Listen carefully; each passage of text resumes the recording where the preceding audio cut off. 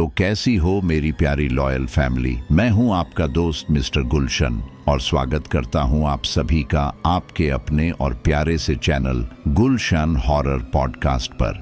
दोस्तों, एक छोटी सी शिकायत भी है आप सबसे। जो लोग रोज हमारी डरावनी कहानियां सुनते हैं लेकिन अभी तक चैनल को सब्सक्राइब नहीं किया, तो यार आज कर ही दो, क्योंकि आपकी एक सब्सक्रिप्शन मुझे और भी ज्यादा खौफनाक कहानियां लाने की ताकत देती है। और हाँ दोस्तों, पिछली वीडियो पर कमेंट करने वाले हमारे कुछ खास साथियों का नाम जरूर लेना चाहूंगा।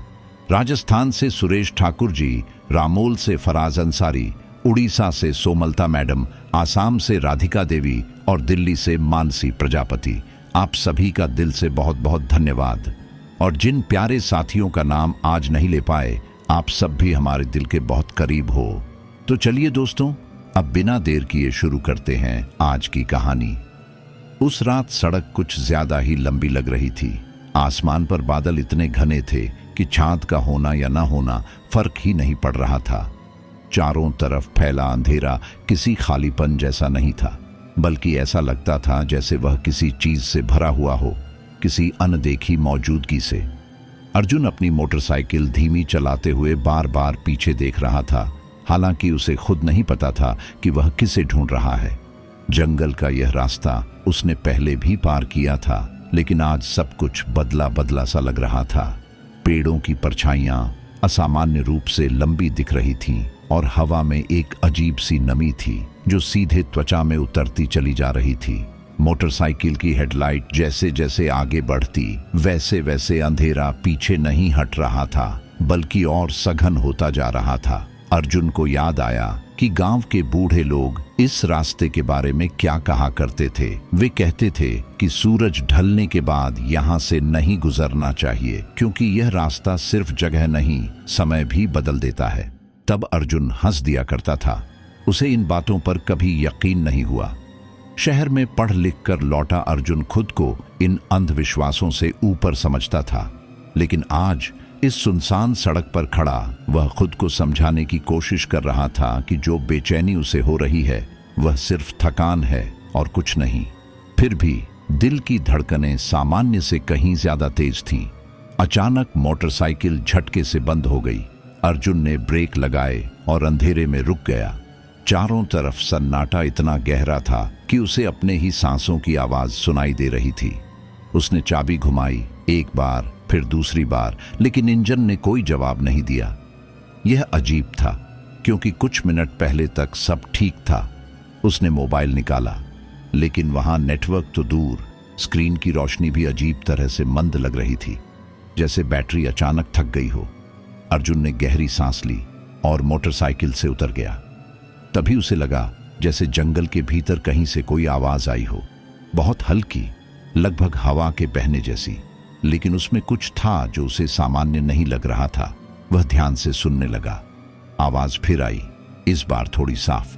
यह किसी के पुकारने जैसी थी, लेकिन शब्द समझ में नहीं आ रहे थे। अर्जुन का शरीर सिहर उठा।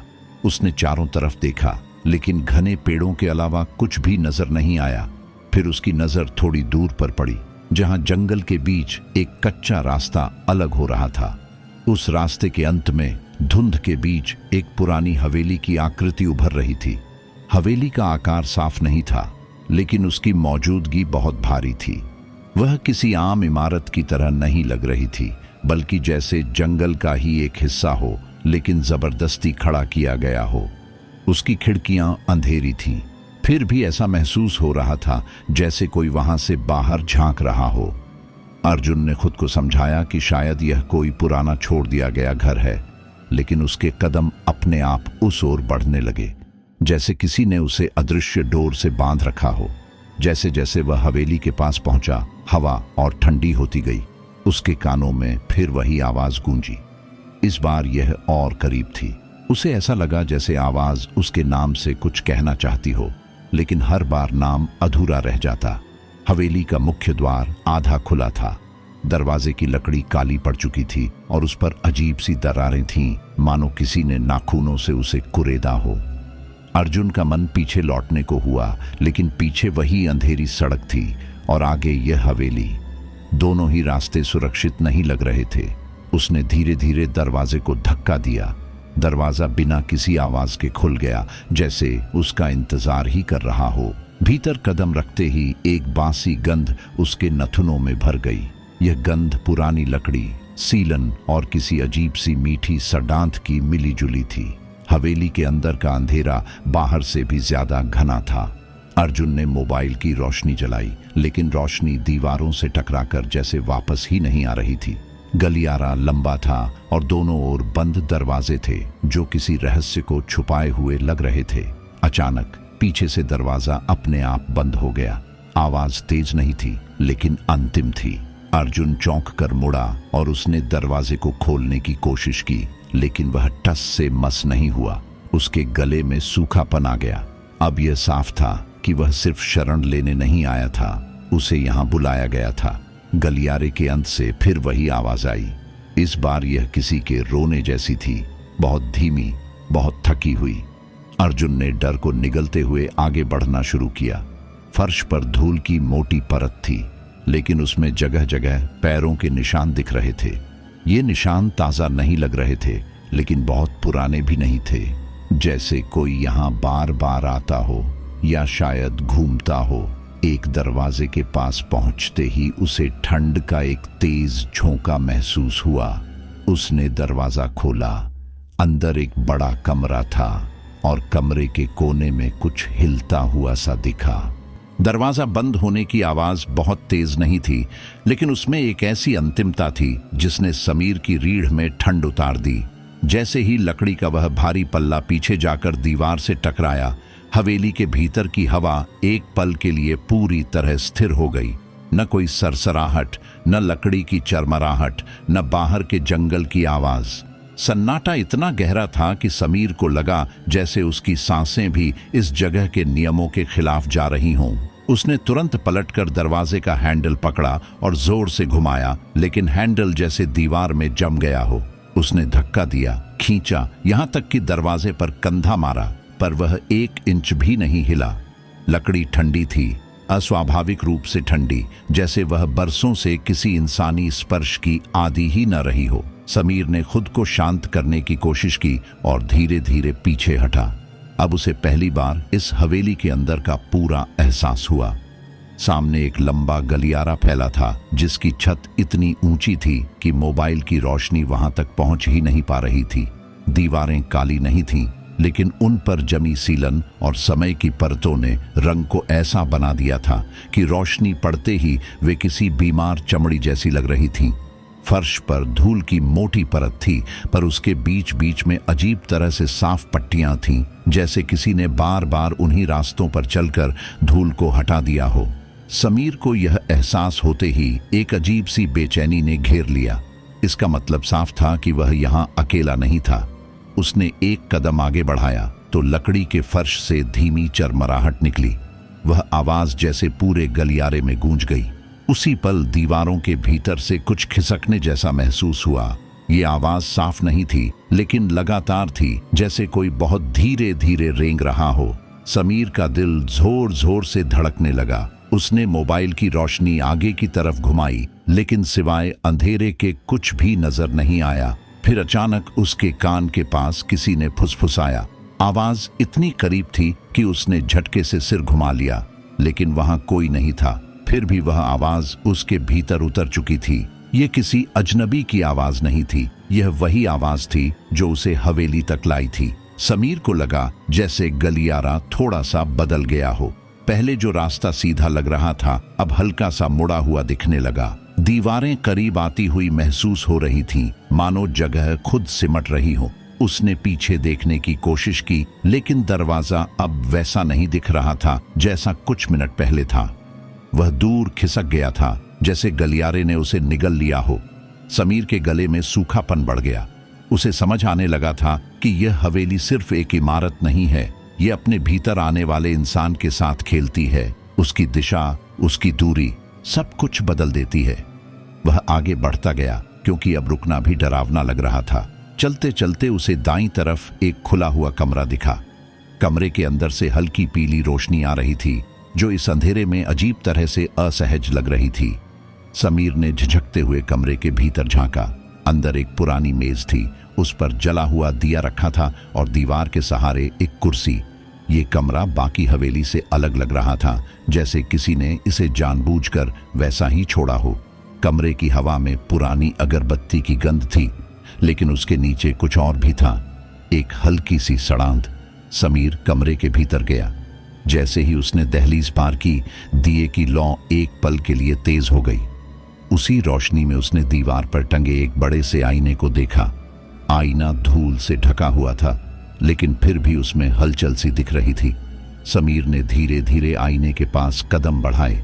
जैसे ही उसने हाथ बढ़ाकर धूल हटाने की कोशिश की, उसकी उंगलियां हवा में ही रुक गईं।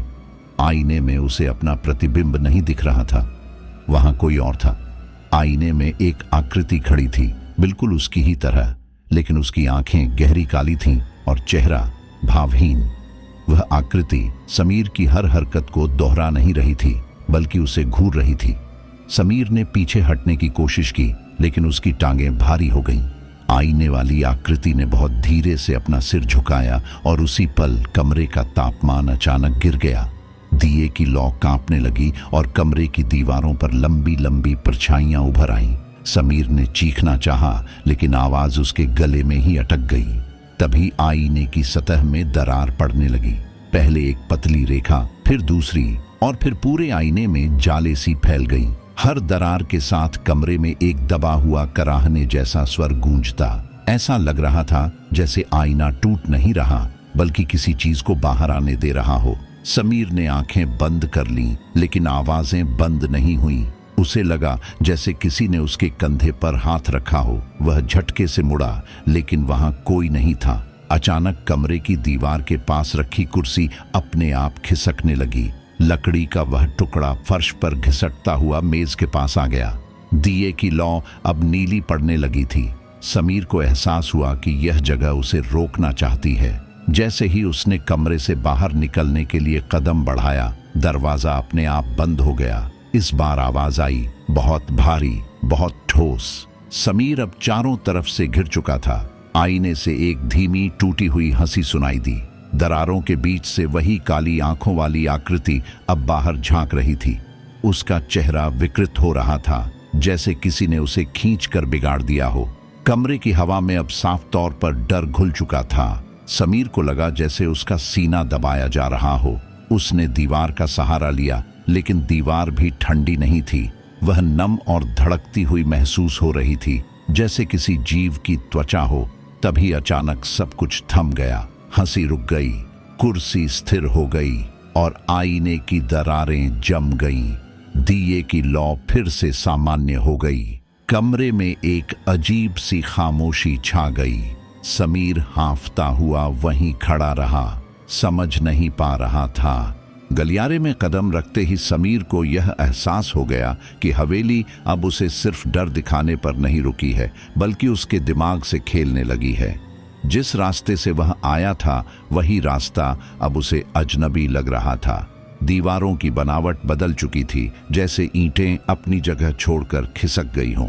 हवा में अब सड़न और नमी से कहीं ज्यादा एक पुरानी सांसों जैसी गंध थी, मानो सैकड़ों लोग यहाँ कभी रहे हों और उनकी आखिरी सांसें दीवारों में कैद हों।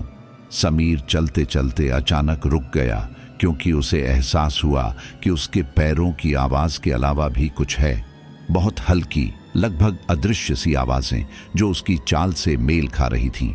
उसने एक कदम आगे बढ़ाया, आवाजें भी बढ़ी। वह रुका, आवाजें भी थम गईं। यह संयोग नहीं था। उसने डरते हुए पीछे मुड़कर देखा। पहली नजर में कुछ भी नहीं था, लेकिन जैसे ही उसने मोबाइल की रोशनी जमीन पर डाली, उसकी सांस अटक गई। उसकी एक नहीं, दो नहीं, बल्कि कई परछाइयां जमीन पर फैली हुई थीं। हर परछाई की दिशा अलग थी, जैसे कई रोशनियां अलग अलग कोण से उस पर पड़ रही हों, जबकि हकीकत में वहां एक भी बल्ब नहीं था। परछाइयां उसकी हरकतों की नकल नहीं कर रही थीं। कुछ देर से चल रही थीं, कुछ पहले हिल रही थीं। एक परछाई तो बिल्कुल स्थिर थी, मानो वह समीर की नहीं, किसी और की हो। समीर ने अपने हाथ को ऊपर उठाया। उसकी असली परछाई उठी, लेकिन एक परछाई ने हाथ नीचे ही रखा। उसी परछाई से धीरे धीरे एक गर्दन उभरने लगी। समीर का दिल इतनी तेज धड़क रहा था कि उसे लगा अब यह आवाज हवेली भी सुन लेगी। उसने पीछे हटने की कोशिश की, लेकिन उसके पैर फर्श से चिपक गए। वह परछाई अब पूरी तरह इंसानी आकार लेने लगी थी, लेकिन उसका शरीर अजीब तरह से खींचा हुआ था, जैसे किसी ने उसे जमीन से बाहर खींच लिया हो। उसका सिर झुका हुआ था और गर्दन अस्वाभाविक रूप से लंबी थी। हवा अचानक भारी हो गई। गलियारे की दीवारों से धीमी धीमी फुसफुसाहटें उठने लगीं। ये आवाजें शब्दों में नहीं थीं, बल्कि अधूरी यादों जैसी थीं। समीर को अपने बचपन के कुछ दृश्य याद आने लगे, ऐसे दृश्य जिन्हें उसने कभी किसी को बताया नहीं था। उसे समझ आ गया कि हवेली उसकी यादों को पढ़ रही है, उसके भीतर झांक रही है। तभी वह परछाई हिली। उसने बहुत धीरे से अपना सिर उठाया। चेहरा दिखा नहीं, लेकिन आंखों की जगह दो गहरे खाली गड्ढे थे, जिनमें रोशनी भी डूब जाती थी। समीर ने पूरी ताकत लगाकर अपने पैर झटके और किसी तरह खुद को छुड़ाया। वह दौड़ पड़ा। गलियारा अब और लंबा हो गया था। जितना वह दौड़ता, उतना ही रास्ता बढ़ता जाता। पीछे से परछाइयों के रेंगने की आवाज साफ सुनाई दे रही थी, जैसे कई नाखून लकड़ी के फर्श को खुरच रहे हों। उसकी सांसें टूटने लगीं, सीना जलने लगा, लेकिन रुकने का मतलब था पकड़े जाना। तभी उसे बाईं तरफ एक दरवाजा दिखा जो आधा खुला था। बिना सोचे उसने खुद को उस कमरे में झोंक दिया। कमरा बाकी हवेली से अलग था। यह फर्श पर मोटी कालीन बिछी थी, जिस पर अजीब तरह के धब्बे थे। दीवारों पर पुराने पारिवारिक फोटो टंगे थे। समीर ने रोशनी डालकर देखा तो उसकी रूह कांप गई। हर तस्वीर में वही हवेली थी और उसके सामने खड़े लोग थे, लेकिन उन सब के चेहरे खुरचे हुए थे। सिर्फ आंखें बची थीं जो सीधे देखने वाले को घूरती थीं। एक तस्वीर पर उसकी नजर ठहर गई। उसमें एक आदमी खड़ा था, बिल्कुल उसी जैकेट में जैसी समीर ने पहनी थी। उसके कानों में अचानक धीमी गिनती की आवाज गूंजने लगी। 1 2 3। आवाज बहुत पास से आ रही थी। उसने चारों ओर देखा, लेकिन कमरा खाली था। गिनती बढ़ती गई। 5 6 7। हर अंक के साथ कमरे की रोशनी मंद होती जा रही थी। समीर को लगा जैसे यह कोई खेल है, लेकिन ऐसा खेल जिसमें हारने का मतलब सिर्फ मौत नहीं, बल्कि कुछ और भयानक है। जैसे ही गिनती 10 पर पहुंची, कमरे के कोने में खड़ी अलमारी अपने आप खुल गई। अलमारी के अंदर अंधेरा था, लेकिन उस अंधेरे में हलचल थी। कुछ हिल रहा था, सांस ले रहा था। धीरे धीरे एक आकृति बाहर आने लगी। वह एक औरत थी, लेकिन उसका शरीर अधूरा था। कमर के नीचे कुछ नहीं था, जैसे वह हवा में तैर रही हो। उसके बाल सामने की तरफ लटके थे और चेहरे पर चमड़ी खिंची हुई थी। उसने अपना मुंह खोला और एक ऐसी चीख निकली जो कानों से ज्यादा सीधे दिमाग में घुसती थी। समीर ने अपने कान बंद कर ली, लेकिन आवाज अंदर ही गूंजती रही। औरत की परछाई जमीन पर फैलने लगी और धीरे धीरे समीर की परछाई से मिल गई। उसे ऐसा महसूस हुआ जैसे कोई उसकी छाया को खींच रहा हो। उसका शरीर भारी होता जा रहा था, जैसे उसकी आत्मा जमीन में धंस रही हो। उसी पल दीवारों पर टंगी तस्वीरें हिलने लगीं। उनके भीतर से खरोंचने की आवाजें आने लगीं, जैसे कोई बाहर निकलना चाहता हो। तस्वीरों के फ्रेम टूटने लगे और उन सबसे काली आकृतियां गिरने लगीं, जो जमीन पर गिरते ही परछाइयों में बदल गईं। समीर अब समझ चुका था कि हवेली सिर्फ डर नहीं दिखा रही, बल्कि उसे यहाँ रोकने के लिए उसकी पहचान छीन रही है। परछाइयाँ, तस्वीरें, आईना सब एक ही बात कह रहे थे कि जो यहाँ आता है वह धीरे धीरे खुद नहीं रहता। उसने आखिरी ताकत जुटाकर अपनी आंखें बंद की और जोर से चिल्लाया। उस चीख में डर से ज्यादा गुस्सा था, टूटने से ज्यादा इनकार था। जैसे ही उसकी आवाज कमरे में गूंजी, सब कुछ एक पल के लिए रुक गया। कमरे की रोशनी वापस आ गई। अलमारी बंद थी, तस्वीरें शांत थीं, औरत की आकृति गायब हो चुकी थी। समीर फर्श पर घुटनों के बल गिर पड़ा, पसीने से तर हांफता हुआ। लेकिन उसे पता था कि यह शांति असली नहीं है, यह सिर्फ अगली चाल से पहले का सन्नाटा है। उसने सिर उठाकर सामने देखा। कमरे की दीवार पर अब नई तस्वीर टंगी थी। उस तस्वीर में समीर खुद खड़ा था, आंखें खुरची हुई और नीचे लिखा था एक ऐसा वाक्य जिसे पढ़ते ही उसका खून जम गया। लिखा था कि अगली गिनती उसके लिए होगी। समीर की नजर उस नई तस्वीर पर जमी रह गई थी, जैसे आंखें झपकाने से तस्वीर सच में बदल जाएगी और उसमें लिखा वाक्य और भी भयानक रूप ले लेगा। कमरे की हवा फिर से ठंडी होने लगी थी, लेकिन इस बार ठंड सिर्फ त्वचा तक सीमित नहीं थी, वह हड्डियों के भीतर उतर रही थी। उसे ऐसा लग रहा था जैसे हवेली अब उसके डर को पहचान चुकी है और उसे धीरे धीरे पकाने का खेल खेल रही है। उसने तस्वीर से नजर हटाकर कमरे से बाहर झांका तो गलियारा पहले से कहीं ज्यादा संकरा लग रहा था। दीवारें पास आती हुई महसूस हो रही थीं, मानो वह रास्ता नहीं बल्कि किसी का गला हो जिसमें से उसे जबरन गुजरना पड़े। वह जैसे ही बाहर निकला, उसके पीछे कमरे का दरवाजा बिना आवाज के बंद हो गया। इस बार डर दरवाजे की आवाज से नहीं, उसकी खामोशी से पैदा हुआ। गलियारे में हल्की पीली रोशनी अब झिल मिलाने लगी थी। हर बार रोशनी मंद पड़ती, दीवारों पर उभरी आकृतियां ज्यादा साफ दिखने लगती। ये आकृतियां अब सिर्फ परछाइयां नहीं थीं, इनमें चेहरे बनने लगे थे, अधूरे, टेढ़े मेढ़े, जैसे किसी ने याददाश्त से उन्हें तराशा हो। समीर को ऐसा लग रहा था कि ये चेहरे उसे पहचानते हैं, जैसे वे जानते हों कि वह कौन है और यहां क्यों फंसा है। चलते चलते उसे एक सीढ़ी दिखी जो नीचे की ओर जाती थी। हवेली के भीतर पहले उसने ऊपर की सीढ़ियों की उम्मीद की थी, लेकिन यह रास्ता नीचे उतरता था, गहराई में। सीढ़ियों के नीचे से ठंडी हवा का एक झोंका आया जिसमें मिट्टी और सड़न की तीखी गंध थी। समीर का मन हुआ कि वह वहां न जाए, लेकिन जैसे ही उसने पीछे मुड़ने की कोशिश की, गलियारा पीछे से गायब हो चुका था। अब उसके सामने सिर्फ वही सीढ़ियां थीं, नीचे जाती हुई, अंधेरे में डूबी हुई। उसने पहला कदम रखा। सीढ़ी की लकड़ी ने कराहने जैसी आवाज की, जैसे वह वजन सहने से नहीं बल्कि छू लिए जाने से दुखी हो। हर कदम के साथ नीचे से एक और आवाज साफ होती जा रही थी। ये आवाज चलने की नहीं थी बल्कि घिसटने की थी। समीर ने सांस रोक ली और कान लगाए। अब वह आवाज शब्दों में बदल रही थी। कोई बहुत धीमे धीमे रो रहा था। रोने में दर्द था, लेकिन साथ ही उसमें एक अजीब सी शिकायत भी थी, जैसे रोने वाला उसे दोषी ठहरा रहा हो। सीढ़ियां खत्म होते ही वह एक बड़े से खुले हॉल में पहुंचा। छत इतनी नीची थी कि उसे झुककर चलना पड़ रहा था। हॉल के बीचों बीच एक पुराना कुआं था जिसका मुंह खुला हुआ था। कुएं के किनारे मिट्टी गीली थी, जैसे किसी ने हाल ही में वहां से कुछ निकाला हो या डाला हो। कुएं के अंदर से वही रोने की आवाज आ रही थी, अब और भी साफ, और उसके साथ किसी के फुसफुसाने की भी। समीर ने धीरे धीरे कुएं के पास जाकर नीचे झांकने की कोशिश की। जैसे ही उसने नीचे देखा, उसे लगा कि उसकी आंखें धोखा दे रही हैं। कुएं के अंदर पानी नहीं था, बल्कि नीचे सीढ़ियां थीं, बहुत पुरानी, पत्थर की, और उन पर किसी के नाखूनों के गहरे निशान थे। नीचे अंधेरे में एक आकृति बैठी थी। वह एक औरत थी, लेकिन उसकी पीठ समीर की तरफ थी। उसके बाल इतने लंबे थे कि जमीन पर फैलकर कुएं की दीवारों को छू रहे थे। वह लगातार कुछ बुदबुदा रही थी। समीर को लगा कि वह शब्द पहचान पा रहा है। वह नाम थे, अलग अलग नाम, और उन नामों के बीच उसका नाम भी। उस औरत ने अचानक बोलना बंद कर दिया।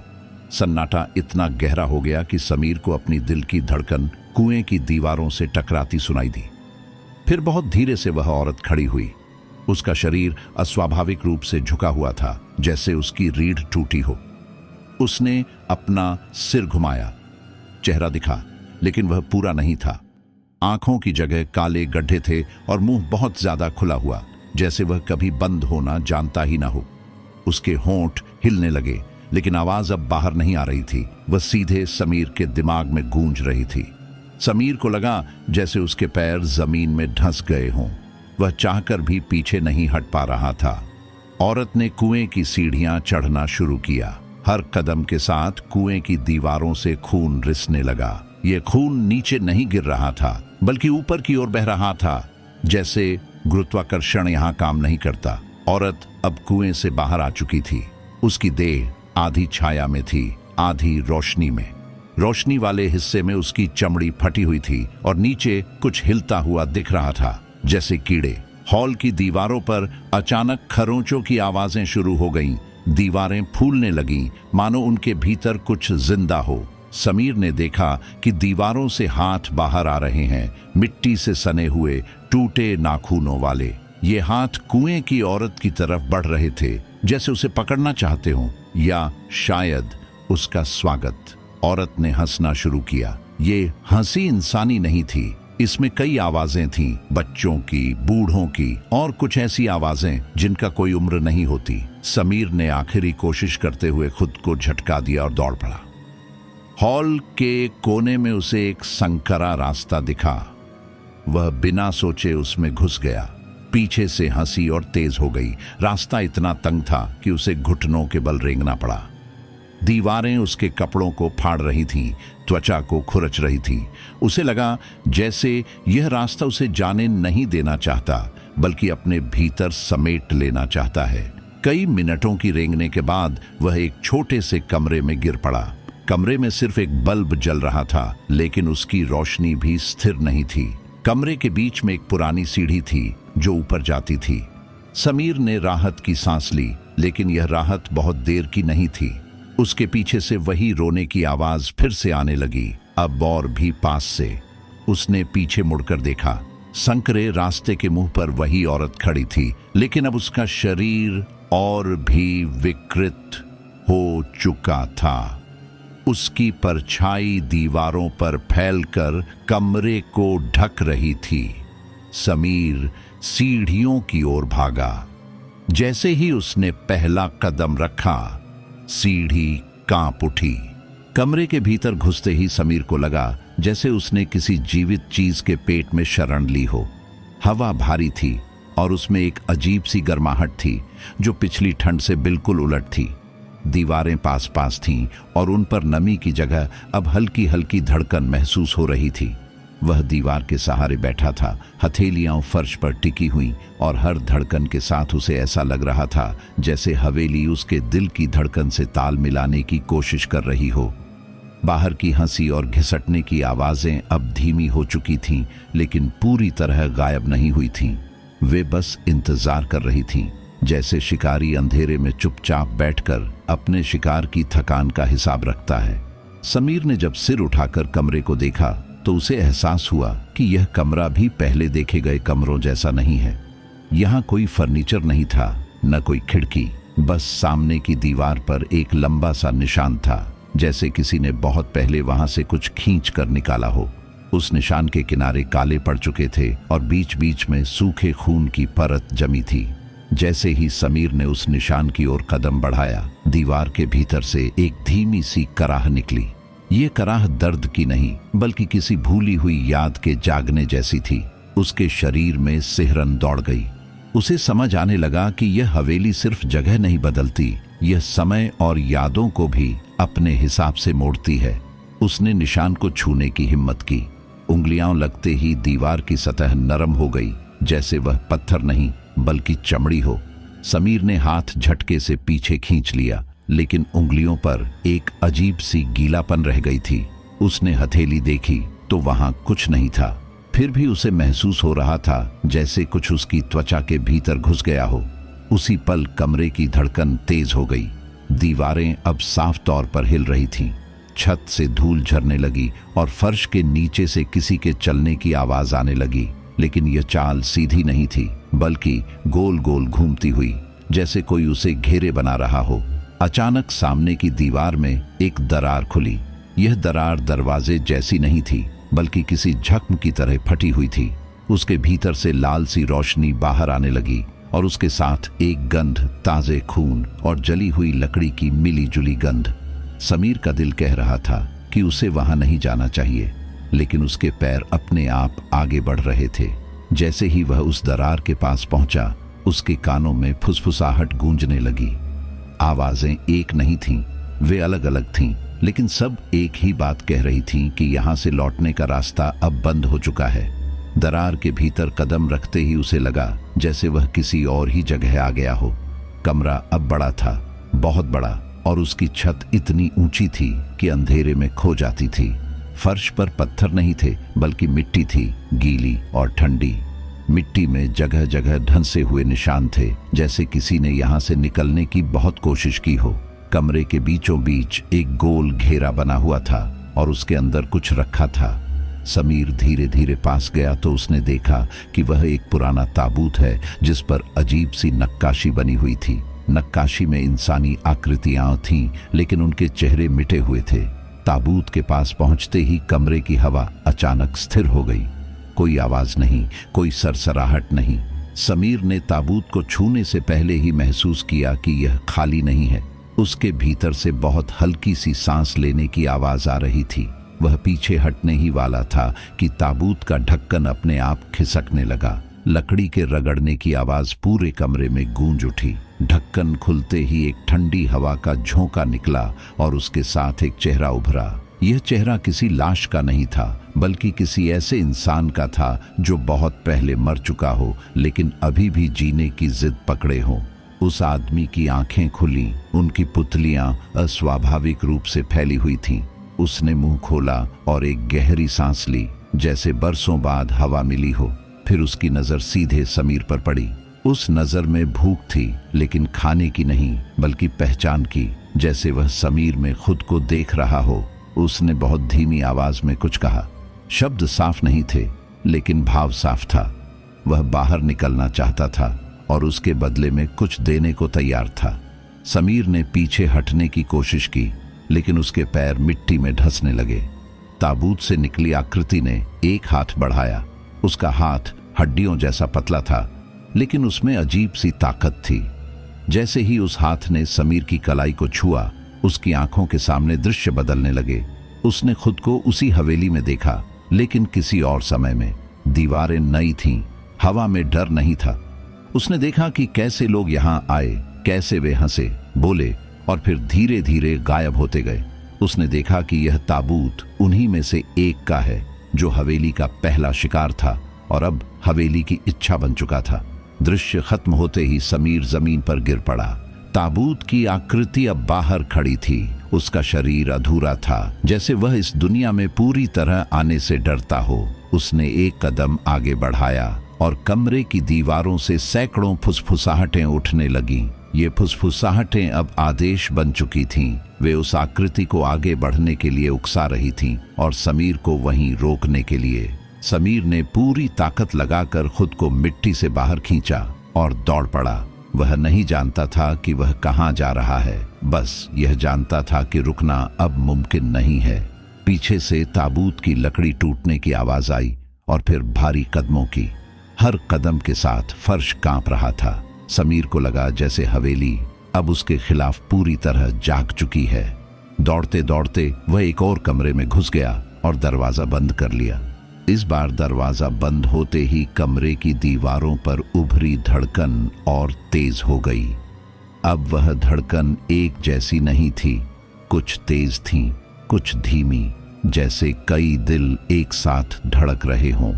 दरवाजे के उस पार भारी कदमों की आवाज अब साफ सुनाई दे रही थी, जैसे कोई जानबूझकर धीमे चल रहा हो ताकि डर को और गाढ़ा किया जा सके। समीर ने दरवाजे से पीठ लगाकर खड़े होने की कोशिश की, लेकिन दीवारों की धड़कन ने उसका संतुलन बिगाड़ दिया। फर्श हल्का सा झुक रहा था, मानो नीचे कोई बहुत बड़ा शरीर सांस ले रहा हो। कमरे की हवा में अब लोहे जैसी गंध घुल चुकी थी और हर सांस के साथ उसके फेफड़े जलने लगे। तभी अचानक सब कुछ थम गया। कदमों की आवाज रुक गई, धड़कनें एक पल के लिए शांत हो गईं और उसी सन्नाटे में एक नई आवाज जन्मी, बहुत धीमी, बहुत परिचित। यह आवाज उसके नाम से शुरू हुई। ऐसे नहीं जैसे कोई पुकार रहा हो, बल्कि ऐसे जैसे कोई याद कर रहा हो। समीर को लगा कि यह आवाज उसकी अपनी है, लेकिन किसी और उम्र की, किसी और समय की। आवाज दीवारों से नहीं आ रही थी, वह सीधे उसके भीतर गूंज रही थी। उसने कान बंद किए, आंखें भींच लीं, लेकिन आवाज रुकने का नाम नहीं ले रही थी। जैसे जैसे वह बोलती गई, कमरे की दीवारों पर दरारें उभरने लगीं। इन दरारों से रोशनी नहीं, बल्कि अंधेरा रिस रहा था, घना और जीवित सा। अचानक सामने की दीवार पूरी तरह खुल गई। ये खुलना दरवाजे जैसा नहीं था, बल्कि जैसे कोई पर्दा हटाया गया हो। उसके पीछे एक लंबा कमरा था, इतना लंबा कि उसका अंत दिखाई नहीं दे रहा था।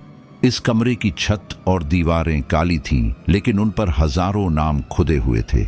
ये नाम उभरे हुए नहीं थे, बल्कि अंदर की ओर धंसे हुए थे, जैसे किसी ने उन्हें नाखूनों से गोद कर लिखा हो। जैसे ही समीर ने एक कदम भीतर रखा, नामों से फुसफुसाहटें उठने लगीं। हर नाम के साथ एक आवाज जुड़ी थी और हर आवाज एक कहानी की शुरुआत थी। समीर को लगा कि वह चल नहीं रहा, बल्कि आवाजें उसे खींच रही हैं। वह जितना आगे बढ़ता, उतनी ही ज्यादा आवाजें उसके आसपास इकट्ठा होने लगती। कुछ रो रही थीं, कुछ गुस्से में थीं, कुछ थकी हुई थीं। इन सब के बीच एक आवाज ऐसी थी जो सबसे अलग थी। वह शांत थी, बहुत शांत, लेकिन उसमें एक आदेश छिपा हुआ था। वह आवाज उसे कमरे के बीचों बीच खींच ले गई, जहां फर्श पर एक गोल निशान बना हुआ था। उस निशान के भीतर खड़े होते ही सारी आवाजें एक साथ बोल उठीं। शब्द साफ नहीं थे, लेकिन भाव साफ था। वे उसे स्वीकार कर रही थीं। समीर को एहसास हुआ कि यह कमरा हवेली का दिल है, जहां वह तय करती है कि कौन बचेगा और कौन उसका हिस्सा बनेगा। दीवारों पर खुदे नाम चमकने लगे और हर नाम के साथ एक छवि हवा में उभरने लगी। ये छवियां धुंधली थीं, लेकिन उनमें चेहरे साफ दिख रहे थे। वे चेहरे दर्द से भरे थे, लेकिन उनमें डर से ज्यादा पछतावा था। पछतावा इस बात का कि वे यहां से निकल नहीं पाए। समीर ने पीछे हटने की कोशिश की, लेकिन उसके पैर फर्श से चिपक गए। आवाजें अब उसके भीतर उतरने लगीं। उसे अपने दिमाग में ऐसे दृश्य दिखने लगे जो उसके नहीं थे। उसने खुद को अलग अलग लोगों की जगह पर पाया, अलग अलग समय में, लेकिन जगह वही थी। हर बार अंत एक जैसा था। दरवाजा बंद, आवाजें पास, और फिर सब कुछ धुंधला। उसे समझ आने लगा कि यह हवेली समय को निगल जाती है और लोगों को यादों में बदल देती है। तभी कमरे के दूसरे सिरे पर एक आकृति उभरी। यह आकृति पहले धुंधली थी, फिर धीरे धीरे साफ होने लगी। वह कोई और नहीं, बल्कि समीर जैसा ही दिखने लगा। वही चेहरा, वही कपड़े, वही आंखें, लेकिन उसकी आंखों में डर नहीं था। उनमें एक अजीब सी शांति थी, जैसे उसने हार मान ली हो। वह आकृति आगे बढ़ी और समीर के सामने आकर रुक गई। उसने मुंह खोला और वही आवाज निकली जो पहले उसके भीतर गूंज रही थी। उसने कहा कि यह अंत नहीं है, यह शुरुआत है। उसने बताया कि हर कोई जो यहाँ आता है, दो हिस्सों में बंट जाता है। एक हिस्सा जो लड़ता है और एक जो स्वीकार कर लेता है। यह आकृति वही स्वीकार करने वाला हिस्सा थी। समीर का वह रूप जो थक चुका था, जो डर से परे जाकर खाली हो गया था। उसने हाथ बढ़ाया और समीर की छाती पर रखा। उस स्पर्श के साथ ही समीर को ऐसा लगा जैसे उसकी सांसें रुक रही हों।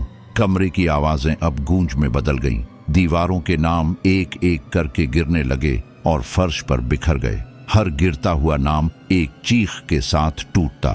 समीर को लगा जैसे वह भी टूट रहा है भीतर से। उसने अपने दिमाग को एक ही बात पर टिकाने की कोशिश की कि यह सब असली नहीं है, कि यह हवेली का जाल है। उसने आंखें बंद की और अपने दिल की धड़कन पर ध्यान दिया। उस धड़कन में अभी भी उसकी अपनी पहचान थी। उस पहचान को पकड़ते ही कुछ बदलने लगा। आवाजें अस्थिर होने लगीं। उसके सामने खड़ी आकृति के चेहरे पर पहली बार एक दरार दिखी। उसकी शांति टूटने लगी। उसने हाथ पीछे खींच लिया और एक कदम पीछे हट गया। समीर ने इस पल का फायदा उठाया और पूरी ताकत से आगे बढ़ा। जैसे ही उसने गोल निशान से बाहर कदम रखा, फर्श जोर से कांप उठा। दीवारों पर खुदे नाम चीखने लगे और कमरे की छत से काला धुआं गिरने लगा। समीर दौड़ पड़ा। वह नहीं जानता था कि रास्ता कहाँ है, लेकिन उसे पता था कि रुकना अब मौत के बराबर है। पीछे से उसकी ही आवाज उसका पीछा कर रही थी, उसे वापस बुला रही थी, उसे समझा रही थी कि लड़ने का कोई फायदा नहीं। वह आवाज उसे उसके सबसे कमजोर पलों की याद दिला रही थी। हर गलती, हर डर, हर पछतावा। लेकिन समीर दौड़ता रहा। अचानक उसके सामने एक छोटा सा दरवाजा दिखा। वह बाकी दरवाजों जैसा नहीं था। उस पर कोई नक्काशी नहीं थी, कोई दाग नहीं था। वह साधारण था, जैसे यहाँ का ना हो। समीर ने बिना सोचे उसे खोल दिया और भीतर गिर पड़ा। दरवाजा उसके पीछे बंद हो गया। कमरे के भीतर सन्नाटा था। कोई धड़कन नहीं, कोई फुसफुसाहट नहीं, बस उसकी सांसों की आवाज। वह जमीन पर लेटा रहा, कुछ देर तक हिल नहीं पाया। फिर धीरे धीरे उसने आंखें खोली। कमरा छोटा था लेकिन स्थिर था। दीवारें ठंडी थीं लेकिन जीवित नहीं। समीर ने आंखें खोलीं तो उसे सबसे पहले यह एहसास हुआ कि कमरे का सन्नाटा अब पहले जैसा नहीं रहा। यह सन्नाटा खाली नहीं था बल्कि भारी था, जैसे किसी ने शोर को दबाकर बंद कर दिया हो और वह भीतर ही भीतर फैल रहा हो। दीवार पर उभरे काले अक्षर धीरे धीरे धुंधले पड़ रहे थे, मानो अपना काम पूरा कर चुके हों। समीर उठकर खड़ा हुआ तो उसे महसूस हुआ कि उसका शरीर हल्का है, अस्वाभाविक रूप से हल्का, जैसे उसका कोई हिस्सा पीछे छूट गया हो। उसने अपनी छाती पर हाथ रखा। दिल धड़क रहा था, लेकिन उस धड़कन में पहले जैसी गर्मी नहीं थी। यह एक चेतावनी थी, भले ही शब्दों में न कही गई हो। कमरे का दरवाजा अपने आप खुल गया। बाहर कोई गलियारा नहीं था, बल्कि एक चौड़ा सा हॉल था, जिसकी छत इतनी ऊंची थी कि अंधेरे में खो जाती थी। फर्श पर पानी जमा था, इतना साफ कि उसमें छत का अंधेरा प्रतिबिंबित हो रहा था। जैसे ही समीर ने पहला कदम रखा, पानी में हल्की सी लहर बनी और उसी लहर के साथ उसे किसी के चलने की आवाज सुनाई दी। उसने पीछे देखा, लेकिन वहां कोई नहीं था। फिर उसने नीचे देखा। पानी में उसका प्रतिबिंब दिख रहा था, लेकिन वह पूरी तरह उसका नहीं था। चेहरा वही था, लेकिन आंखों में कुछ और था, कुछ ऐसा जो उसने पहले कभी खुद में नहीं देखा था। वह आगे बढ़ता गया। हर कदम के साथ पानी में नए प्रतिबिंब बनने लगे। ये प्रतिबिंब अलग अलग थे, लेकिन सब उसी जैसे दिखते थे। किसी में वह थका हुआ था, किसी में गुस्से में, किसी में डर से खाली। यह ऐसे था जैसे उसकी जिंदगी के अलग अलग रूप यहाँ पानी में जमा कर दिए गए हों। समीर को समझ आने लगा कि हवेली उसे यह दिखाना चाहती है कि वह सिर्फ एक नहीं है, वह कई रूपों का जोड़ है और हर रूप यहाँ से गुजरा है। तभी पानी में से एक प्रतिबिंब अलग होने लगा। वह ऊपर उठने लगा, जैसे पानी से बाहर निकल रहा हो। वह आकृति अब सामने खड़ी थी, समीर के बराबर कद की, वही चेहरा, वही कपड़े, लेकिन उसकी आंखों में एक ठंडापन था। उसने बोलना शुरू किया और उसकी आवाज में कोई गूंज नहीं थी। वह आवाज सीधी और सपाट थी, जैसे किसी ने भावनाएं निकाल दी हों। उसने कहा कि यह वह हिस्सा है जो डर से भागना चाहता था, जो हर बार मुश्किल से पहले हार मान लेता था। समीर को लगा जैसे किसी ने उसके भीतर का एक सच जोर से बोल दिया हो। वह आकृति आगे बढ़ी और उसके चारों ओर चक्कर लगाने लगी, जैसे उसे परख रही हो। हॉल की दीवारों पर अचानक हलचल शुरू हो गई। पानी की सतह पर लहरें तेज हो गईं और छत से बूंदें टपकने लगीं। हर बूंद गिरते ही किसी याद का दृश्य उभर आता। समीर ने खुद को अलग अलग जगहों पर देखा, अलग अलग उम्र में, लेकिन हर बार वह किसी न किसी डर से पीछे हटता दिखा। आकृति ने हंसने की कोशिश की, लेकिन हंसी पूरी नहीं हुई। उसने कहा कि हवेली ऐसे ही लोगों को चुनती है जो अपने भीतर के डर को दबाकर जीते हैं। ऐसे लोग यहाँ जल्दी टूटते हैं। समीर ने आंखें बंद की। वह इन दृश्यों से भागना चाहता था, लेकिन उसे एहसास हुआ कि भागना ही तो उसका पुराना तरीका रहा है। उसने आंखें खोलीं और पहली बार उस आकृति की आंखों में सीधे देखा। उस नजर में कोई चुनौती नहीं थी, बस खालीपन था। समीर ने बहुत धीमी आवाज में कहा कि अगर यह उसका ही हिस्सा है तो यह उससे अलग नहीं हो सकता। यह सुनते ही आकृति के चेहरे पर पहली बार कुछ बदला। उसकी त्वचा पर दरारें उभर आईं, जैसे कोई मुखौटा टूट रहा हो। हॉल में गूंजती आवाजें अब तेज होने लगीं। पानी उबलने लगा, लेकिन उसमें भाप नहीं उठी। वह सिर्फ कांप रहा था। आकृति पीछे हटने लगी, लेकिन उसके कदम भारी हो गए। उसने हाथ बढ़ाकर समीर को पकड़ने की कोशिश की, जैसे खुद को बचाना चाहती हो। उसी पल फर्श के नीचे से एक गहरी आवाज आई, जैसे किसी ने फैसला सुना दिया हो। दीवारों पर उभरी आकृतियां अब साफ दिखने लगीं। वे सब लोग थे या उनके अवशेष जो कभी यहाँ आए थे। उनकी आंखें खुली थीं और वे यह दृश्य देख रहे थे। समीर को लगा कि अगर वह अब भी पीछे हटा तो यही आकृति उसकी जगह ले लेगी। उसने पूरी ताकत जुटाकर आगे कदम बढ़ाया और उस आकृति को अपने भीतर खींच लिया। ये खींचना किसी लड़ाई जैसा नहीं था, बल्कि किसी घाव को बंद करने जैसा था। जैसे ही आकृति समीर के भीतर समाई, उसे तेज दर्द महसूस हुआ। उसके दिमाग में एक साथ कई यादें टकराईं, कई डर, कई पछतावे। वह जमीन पर गिर पड़ा और चीख पड़ा, लेकिन यह चीख बाहर नहीं निकली, वह भीतर ही गूंजती रही। हॉल का पानी धीरे धीरे शांत होने लगा। प्रतिबिंब गायब होने लगे। दीवारों की हलचल रुक गई। समीर हांफता हुआ उठा। उसे महसूस हुआ कि उसका शरीर अब फिर से भारी है, लेकिन इस भारीपन में एक स्थिरता थी, जैसे उसने कुछ खोया नहीं बल्कि वापस पाया हो। हॉल के दूसरे सिरे पर एक नया रास्ता खुल गया था। यह रास्ता पहले की तरह डरावना नहीं था, लेकिन उसमें एक अजीब सी गंभीरता थी, जैसे वह मजाक नहीं कर रहा हो। समीर उस रास्ते पर चला। रास्ता धीरे धीरे नीचे उतर रहा था, लेकिन इस बार नीचे अंधेरा नहीं था। हल्की सी रोशनी थी जो कहीं दूर से आ रही थी। चलते हुए उसे महसूस हुआ कि कोई उसे देख रहा है, लेकिन अब यह नज़र पीछा करने वाली नहीं थी बल्कि परखने वाली थी, जैसे हवेली यह तय कर रही हो कि वह आगे जाने के लायक है या नहीं। रास्ते के अंत में एक बड़ा कमरा था, जिसके बीचों बीच कुछ ढका हुआ रखा था। समीर ने पास जाकर देखा। वह एक शव था, ढका हुआ, इंसानी आकार का। उसके पास खड़े होते ही कमरे की हवा बदल गई। उसने धीरे से कपड़ा हटाया और जो उसने देखा उसने उसे भीतर तक हिला दिया। वह शव उसी का था। उसका चेहरा शांत था, आंखें बंद थीं और शरीर पर कोई चोट नहीं थी। ऐसा लग रहा था जैसे वह बस सो रहा हो। समीर के हाथ कांपने लगे। उसे समझ आने लगा कि यह हवेली सिर्फ डर से नहीं खेलती, यह संभावनाओं से खेलती है। शव के पास दीवार पर लिखा हुआ एक वाक्य उभरने लगा। अक्षर धीरे धीरे बन रहे थे, जैसे कोई उन्हें सोच समझकर लिख रहा हो। समीर जैसे ही उस नए रास्ते पर आगे बढ़ा, उसे पहली बार यह एहसास हुआ कि हवेली अब पहले जैसी नहीं रही। यह एहसास डर से पैदा नहीं हुआ था, बल्कि किसी गहरी बेचैनी से। रास्ते की दीवारें अब जीवित सी महसूस नहीं हो रही थीं, लेकिन उनमें एक अजीब सी चेतना थी, जैसे वे सुन रही हों, समझ रही हों। हर कदम के साथ उसके जूतों की आवाज़ गूंजती और वही आवाज़ थोड़ी देर बाद वापस आती हुई लगती, जैसे हवेली उसे दोहरा रही हो। हवा में ठंड नहीं थी, लेकिन उसमें भारीपन था, ऐसा भारीपन जो सीने पर बैठ जाए और सांसों को गिनने पर मजबूर कर दे।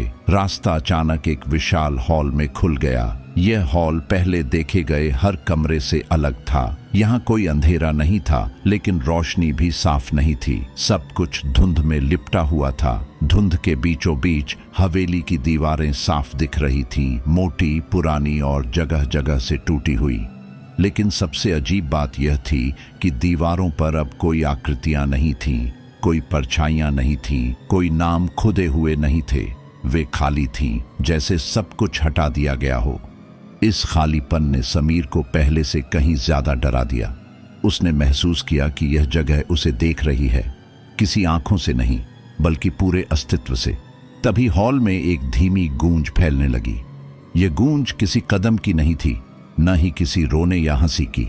यह आवाज शब्दों में ढलने लगी, बहुत भारी, बहुत पुरानी आवाज, जैसे किसी ने सदियों बाद बोलना शुरू किया हो।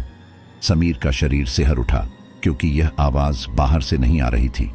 यह आवाज हवेली की थी। हवेली ने उसका नाम लिया, पूरी तरह साफ, बिना किसी विकृति के। समीर को लगा जैसे उसके भीतर कुछ हिल गया हो। उसने चारों ओर देखा, लेकिन कोई आकृति नहीं दिखी। आवाज फिर आई और इस बार उसमें सवाल था। यह सवाल पूछा नहीं गया, बल्कि महसूस कराया गया। हवेली जानना चाहती थी कि समीर यहां तक कैसे पहुंचा। डर से, जिद से, या सिर्फ जिंदा रहने की आदत से। समीर को समझ नहीं आ रहा था कि जवाब कैसे दे, लेकिन उसका दिल बहुत तेज धड़कने लगा और उसी धड़कन के साथ उसकी यादें उसके सामने खुलने लगीं। उसने खुद को उस रात से पहले देखा, जब वह इस हवेली के रास्ते पर आया था। वह डर नहीं रहा था, वह बस भाग रहा था, अपने जीवन की उलझनों से, अपनी असफलताओं से, अपने अकेलेपन से। हवेली ने उन यादों को जैसे पकड़ लिया। दीवारों पर अब धुंध के बीच दृश्य उभरने लगे। समीर ने खुद को अलग अलग हालात में देखा, जहां उसने हमेशा कठिन रास्ते से बचने की कोशिश की थी। हवेली की आवाज अब और गहरी हो गई।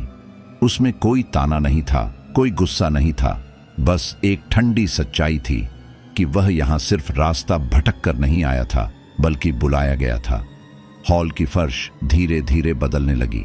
पत्थर की जगह लकड़ी उभर आई और वह लकड़ी वही थी जो उसने पहले हिस्सों में देखी थी, लेकिन अब वह सड़ी हुई नहीं थी।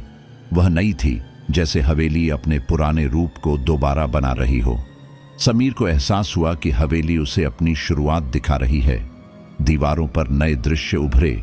उसने देखा कि यह जगह कभी एक साधारण इमारत थी, जहां लोग रहते थे, हंसते थे और डर नाम की चीज से अनजान थे। फिर उसने देखा कि कैसे धीरे धीरे यह जगह बदलती गई, कैसे दर्द, मौत और अधूरी इच्छाएं इसकी दीवारों में समा गईं। आवाज ने फिर बात की। उसने कहा कि यह हवेली कभी भूतों से नहीं भरी थी। यह जगह लोगों की कमजोरियों से भरी थी। जो यहाँ आया वह कुछ न कुछ छोड़ गया। डर, पछतावा, गुस्सा, लालच, और वही सब मिलकर इसे ऐसा बना गए। समीर को लगा जैसे किसी ने उसके भीतर का बोझ हल्का कर दिया हो, लेकिन उसी के साथ एक नया बोझ उसके कंधों पर रख दिया हो। हवेली अब उसे अपना इतिहास सौंप रही थी। अचानक धुंध गाढ़ी हो गई और समीर ने महसूस किया कि वह अकेला नहीं है। उसके आसपास आकृतियां बनने लगीं। ये आकृतियां डरावनी नहीं थीं, लेकिन उनकी मौजूदगी बेचैन करने वाली थी। ये वे लोग थे जो यहाँ फंसे थे, लेकिन अब भूत नहीं थे। वे सिर्फ अधूरी यादें थे, हवेली के भीतर जमी हुई परछाइयां। वे समीर को देख रहे थे, उम्मीद से नहीं, बल्कि एक सवाल के साथ, क्या वह भी यहीं रुक जाएगा? हवेली की आवाज अब और करीब लगने लगी। उसने कहा कि हर कोई यहाँ से नहीं निकलता। कुछ लोग यहाँ रह जाते हैं, कुछ लोग इसे अपने साथ ले जाते हैं। समीर को एहसास हुआ कि यह कोई धमकी नहीं है, बल्कि एक प्रस्ताव है। हवेली उसे चुन रही थी। वह चाहती थी कि समीर उसका हिस्सा बने, उसका वाहक बने। अगर वह बाहर गया तो भी हवेली उसके भीतर रहेगी। फर्श अचानक खुल गई। समीर गिरा नहीं, बल्कि जैसे किसी ने उसे नीचे उतारा हो। वह एक गोल कमरे में आ गया। कमरे के बीचों बीच एक बड़ा सा दर्पण खड़ा था, लेकिन यह आईना नहीं था जैसा उसने पहले देखा था। यह साफ था, बिना दरारों के। उसने उसमें देखा और पहली बार उसका प्रतिबिंब पूरी तरह उसका लगा। कोई विकृति नहीं, कोई काली आंखें नहीं, लेकिन उस प्रतिबिंब के पीछे हवेली दिख रही थी, जैसे वह उसके भीतर समा चुकी हो। आवाज ने आखिरी बार बोला। उसने कहा कि अब डर का खेल खत्म हो रहा है, अब चुनाव का समय है। समीर या तो इस सब को भूलकर बाहर जाएगा, लेकिन अंदर से कभी शांति नहीं पाएगा, या फिर वह इस सच्चाई को स्वीकार करेगा और आगे बढ़ेगा, जहां डर नया रूप लेगा। समीर ने दर्पण से नजर नहीं हटाई। उसने पहली बार महसूस किया कि वह डर से नहीं, बल्कि समझ से खड़ा है। उसने दर्पण की सतह को छुआ। वह ठंडी नहीं थी, वह स्थिर थी। जैसे ही उसकी उंगलियां लगीं, दर्पण में दरार नहीं पड़ी, बल्कि वह धुंधला हो गया। कमरे की दीवारें हिलने लगीं और हवेली की आवाज धीरे धीरे दूर होने लगी। समीर को लगा जैसे किसी ने उसे एक सीढ़ी के नीचे खड़ा कर दिया हो और ऊपर की ओर रास्ता खुल रहा हो। जब सब कुछ थमा तो वह एक नए दरवाजे के सामने खड़ा था। यह दरवाजा भारी था, लेकिन डरावना नहीं। समीर जानता था कि इसके पीछे अंत नहीं है। समीर ने जैसे ही उस भारी दरवाजे की कुंडी घुमाई, उसे लगा कि उसके भीतर कुछ टूट कर बिखर रहा है। यह डर नहीं था, बल्कि वह आखिरी दीवार थी जो उसे अब तक इंसान बनाए हुए थी। दरवाजा खुलते ही कोई तेज आवाज नहीं आई, न ही कोई हवा का झोंका। बस एक गहरी खामोशी फैल गई, इतनी गहरी कि उसे अपने दिल की धड़कन भी सुनाई देना बंद हो गई। उसके सामने जो दृश्य था वह हवेली के किसी भी हिस्से से मेल नहीं खाता था। यह कोई कमरा नहीं था, कोई हॉल नहीं था, बल्कि एक अंतहीन जगह थी जहां जमीन और आसमान का फर्क मिट चुका था। चारों तरफ धुंध थी, लेकिन इस बार वह धुंध ठंडी नहीं थी। उसमें एक अजीब सी गर्माहट थी, जैसे कोई पुराना दर्द सांस ले रहा हो। समीर ने आगे कदम बढ़ाया और उसके पैरों के नीचे जमीन ने हल्की सी धड़कन ली। यह जमीन ठोस नहीं थी, फिर भी वह धंस नहीं रही थी। हर कदम के साथ उसे एहसास हो रहा था कि यह जगह उसके वजूद को परख रही है। तभी उसे दूर कुछ आकृतियां दिखीं। ये आकृतियां धीरे धीरे साफ होने लगीं और समीर की सांस अटक गई। वे सभी वही चेहरे थे जिन्हें वह इस हवेली में देख चुका था। बिना परछाई वाले लोग, दीवारों से निकलती औरतें, खून से सनी परछाइयां। लेकिन अब वे डरावनी नहीं लग रही थीं, वे थकी हुई लग रही थीं, जैसे सदियों से किसी के आने का इंतजार कर रही हों। एक आकृति आगे बढ़ी। उसका चेहरा आधा साफ था और आधा धुंध में घुला हुआ। उसकी आवाज टूटती हुई थी, लेकिन उसमें गुस्सा नहीं था। उसने कहा कि यह जगह हवेली का दिल है, वह जगह जहां हर कहानी आकर रुक जाती है। समीर को समझ में आने लगा कि हवेली सिर्फ एक इमारत नहीं थी, बल्कि एक जीवित स्मृति थी, और यह जगह उसकी सबसे गहरी परत थी। यहाँ डर पैदा नहीं होता था, यहाँ डर जमा किया जाता था। जैसे ही वह आकृति पीछे हटी, धुंध ने समीर को चारों तरफ से घेर लिया। अचानक उसके सामने उसका ही बचपन उभर आया। वह खुद को छोटे कमरे में बैठा देख रहा था, जहां अंधेरे से उसे हमेशा डर लगता था, लेकिन उस अंधेरे में कोई भूत नहीं था, सिर्फ अकेलापन था। हवेली ने उस अकेलेपन को पकड़ लिया था, उसे बड़ा किया था और अब उसके सामने खड़ा कर दिया था। समीर को एहसास हुआ कि यह जगह डर को बाहर से नहीं, भीतर से पैदा करती है। धुंध फिर बदली और अब उसने खुद को उस रात में देखा जब उसने पहली बार इस रास्ते पर कदम रखा था। फर्क बस इतना था कि अब वह बाहर से यह सब देख रहा था। उसने देखा कि कैसे उसकी आंखों में जिज्ञासा डर से ज्यादा थी। तभी पीछे से वही भारी आवाज गूंजी जो उसने पहले सुनी थी। यह हवेली की आवाज थी, लेकिन अब उसमें एक अजीब सी थकान थी। उसने कहा कि हर इंसान जो यहाँ आता है वह अपने साथ एक अधूरा सच लाता है, और वही सच यहाँ रह जाता है। आवाज ने समीर को बताया कि इस जगह से कोई जबरदस्ती बाहर नहीं निकलता, जो निकलता है वह बदल कर निकलता है। तभी जमीन के नीचे से एक कंपन उठा और धुंध के बीच एक लंबी सीढ़ी उभर आई। यह सीढ़ी नीचे की ओर नहीं जा रही थी, बल्कि ऊपर की ओर भी नहीं, वह किसी और ही दिशा में जा रही थी, जैसे समय के भीतर। हवेली की आवाज ने कहा कि यह आखिरी रास्ता नहीं है, बल्कि आखिरी समझ है।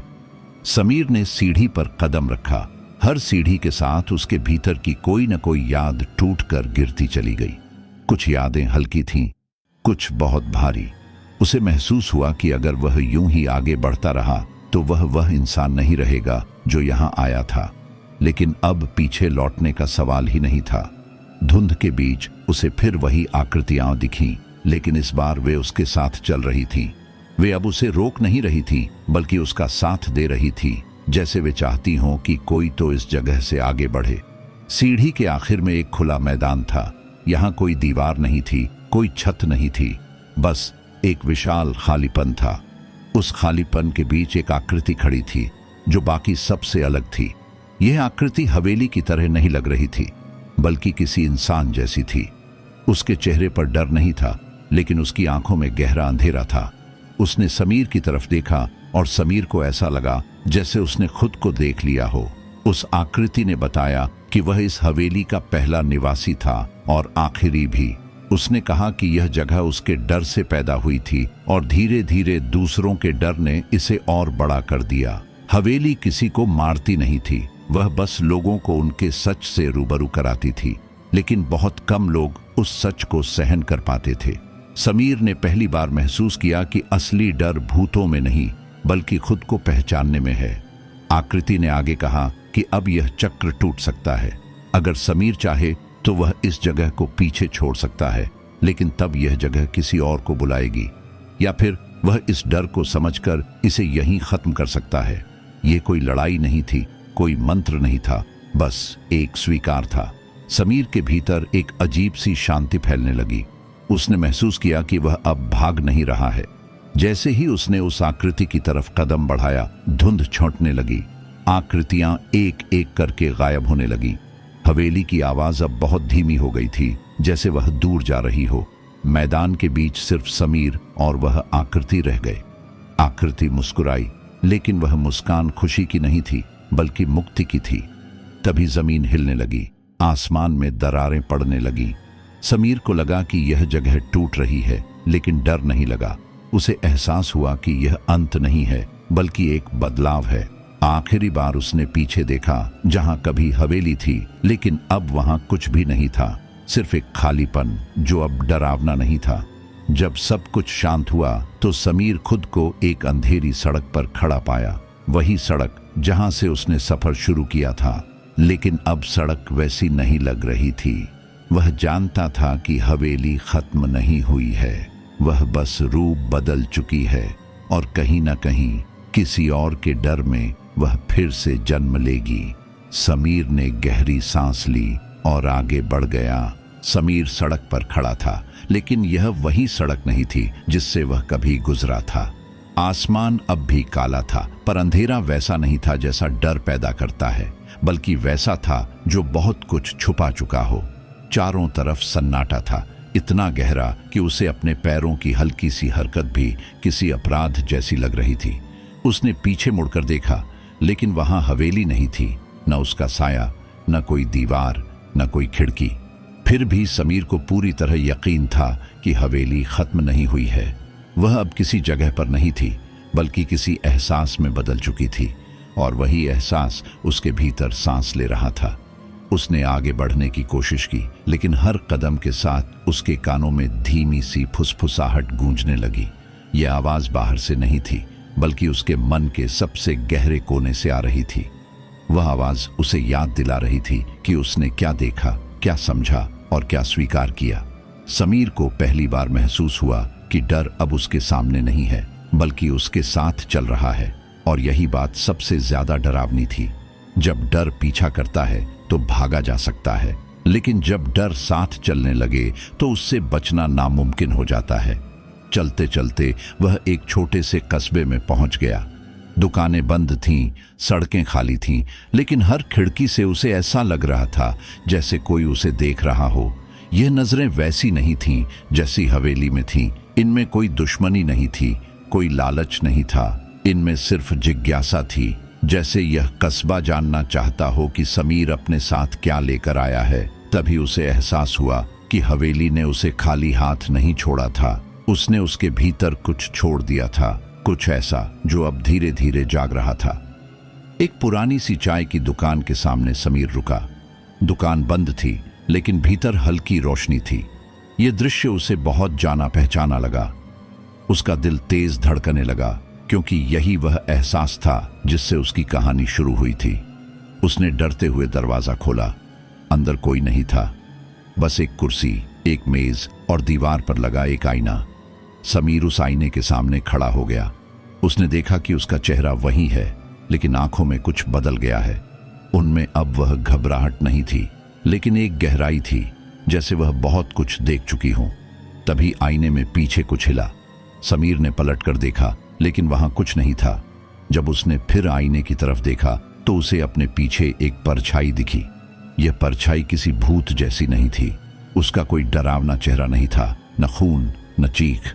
वह बस खड़ी थी, शांत, स्थिर। समीर समझ गया कि यह वही है जो हवेली में उससे अलग हुआ था। उसका डर, उसका अकेलापन, उसकी वो परछाई जिसे वह पूरी जिंदगी नजरअंदाज करता रहा।